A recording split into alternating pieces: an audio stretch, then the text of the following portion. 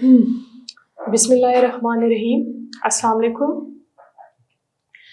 ATP the energy currency of the cell. ठीक है, ATP क्या चीज़ है? सेल अपनी जो एनर्जी है वो एटीपी के फॉर्म में स्टोर रखती है for some period of time and फिर उसे यूज़ करती है for the different functions. Energy को इस मॉलिक्यूल में स्टोर किया जाता है और फिर उसके बाद इसको आराम से वापस से पोटेंशियल एनर्जी को काइनेटिक एनर्जी में कन्वर्ट किया जा सकता है और सेल आराम से वो एनर्जी इस्तेमाल कर सकता है for the different function, for the cell division, for growth, for movement, for the exchange of material और किसी भी पर्पस के लिए सेल एनर्जी का यूज़ करता है और इस मॉलिक्यूल को वापस कन्वर्ट कर देता है। स्टोर ये जो बॉन्ड्स हैं यहाँ पे एनर्जी स्टोर हुई होती है। जब ये बॉन्ड्स वापस टूटते हैं तो वो एनर्जी काइनेटिक एनर्जी के फॉर्म में अवेलेबल होती है फॉर द सेल। ये जो एटीपी है basically what it is adenosine triphosphate. It is adenosine triphosphate. ये एक राइबोस शुगर है, 5 carbon sugar, also known as pentose and it is also called ribose. ये एक 5 कार्बन शुगर है, ठीक है, 5 कार्बन से वाला शुगर जिसे राइबोस या पेंटोस कहा जाता है। यहाँ पे इसके फर्स्ट कार्बन के साथ यहाँ पे ये अटैच है। This is the place of first carbon, second carbon, third carbon, fourth and the fifth carbon, जो इसका फर्स्ट कार्बन है इसके साथ एक nitrogenous base known as adenine attach है। राइबोसोम के साथ जब एडिनिन अटैच हो जाता है, ये डबल रिंग स्ट्रक्चर है इस नाइट्रोजीनियस बेस का, इज नोन एज एडिनिन। जब एडिनिन अटैच हो जाता है राइबोस शुगर के साथ, so it is called adenosine. ठीक है, राइबोस शुगर को और एडिनिन को साथ में कहा जाता है adenosine. And this carbon number 5 पे यहाँ पे 3 फॉस्फेट अटैच हैं। This is the first phosphate molecule, the second and the third, so it is called tri. The word tri का मतलब है 3 phosphates are attached with adenosine.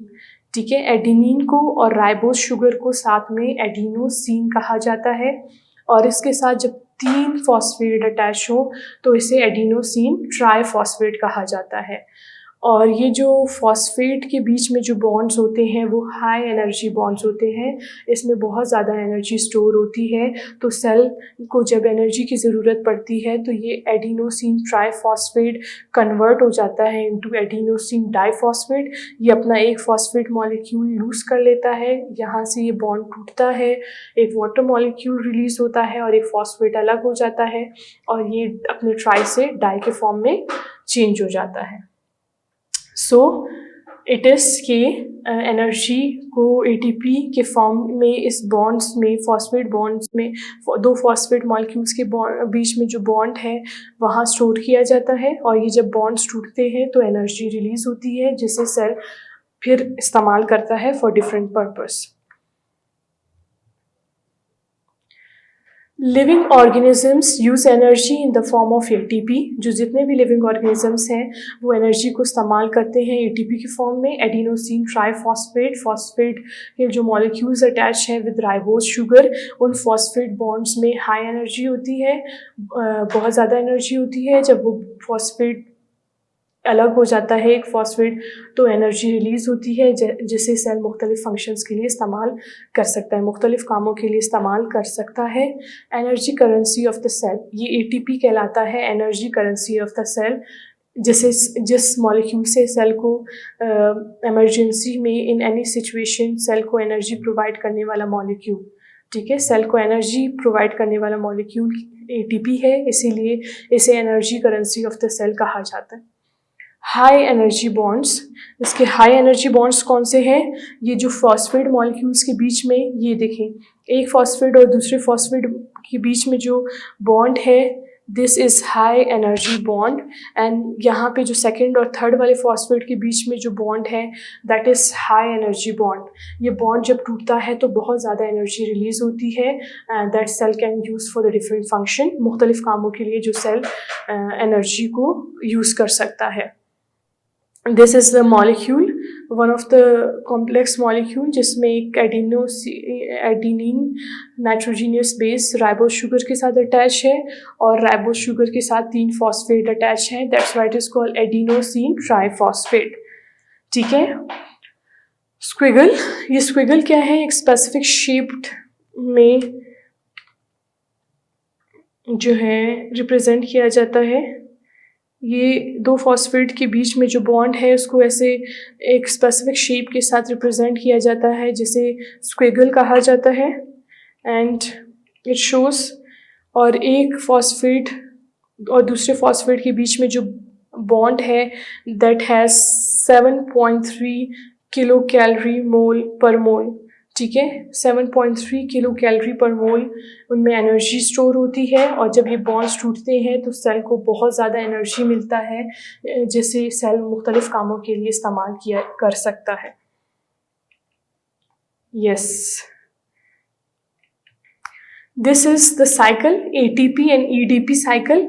Adenosine triphosphate का मतलब है, ये देखिए 3 फॉस्फेट मॉलिक्यूल्स अटैच्ड हैं राइबोस शुगर के साथ, तो ये 3 है इसीलिए ट्राइफॉस्फेट कहलाता है। अगर ये अपना एक फॉस्फेट लूज कर ले, एक बॉन्ड यहाँ से टूट जाए, ठीक है, ये बॉन्ड जब टूटेगा तो ये एडिनोसिन ट्राइफॉस्फेट अपना एक फॉस्फेट लूज करेगा, एक फॉस्फेट बाहर निकल जाएगा और हाई एनर्जी रिलीज होगी। ये हाई एनर्जी रिलीज हो जाएगी और सेल इस एनर्जी को मुख्तलिफ कामों के लिए इस्तेमाल कर लेगा और ये फॉस्फेट इनसे अलग हो जाएगा। तो ये ATP जो है triphosphate will be converted into ADP। ADP का मतलब है एडिनोसिन डाइफॉस्फेट। अब यहाँ पे सिर्फ 2 फॉस्फेट रह गए हैं, इसे कहा जाता है adenosine diphosphate, 2 phosphate. The word di means 2, the word tri means 3। ठीक है, द ट्राई का मतलब 3 है, यहाँ पे 3 फॉस्फेट है। ये मॉलिक्यूल जब अपना एक बॉन्ड यहाँ से बॉन्ड टूट जाएगा ताकि सेल को एनर्जी प्रोवाइड की जा सके फॉर द डिफरेंट फंक्शंस। मुख्तलिफ कामों के लिए सेल को एनर्जी की ज़रूरत पड़ती है, तो ये बॉन्ड्स टूटते हैं, एक फॉस्फेट अलग हो जाता है। ये जब फॉस्फेट एक अलग हो जाएगा तो ये मॉलिक्यूल ATP कन्वर्ट हो जाएगा ADP में। ADP का मतलब है एडिनोसिन डाइफॉस्फेट। इनके पास अभी सिर्फ 2 फॉस्फेट रह गए हैं, इसीलिए इनको डाइफॉस्फेट कहा जाता है। फिर